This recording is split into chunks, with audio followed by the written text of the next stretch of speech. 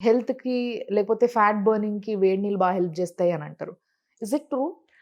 మనకెవరికైనా indigestion problem ఉంటే, ఇప్పుడు చలిలో మనం ఏదన్నా ఫుడ్ తీసుకుంటే త్వరగా అరిగిద్దా?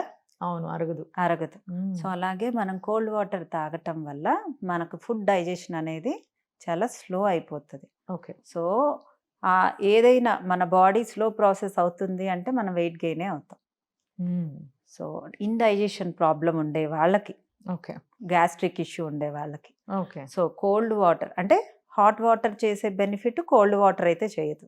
ఓకే. ఒకవేళ కోల్డ్ వాటర్ తీసుకున్నా మన బాడీ అది నార్మల్ టెంపరేచర్‌కి తెచ్చుకోవడానికి మన బాడీలో ఉండే క్యాలరీస్‌ని కూడా యూజ్ చేసుకుంటుంది. ఓకే. అంటే ఇండైజెషన్ ప్రాబ్లమ్ లేని వాళ్ళు, హ్మ్. మెటబాలిక్ రేట్ బావుండే వాళ్ళు ఏ వాటర్ తీసుకున్నా పర్లే. బట్ మెటబాలిక్ రేట్ లో ఉండేవాళ్ళు తమ హ్మ్. బాడీని చక్కగా డైజెషన్ ఫాస్ట్ చేసుకోవడానికి, హ్మ్.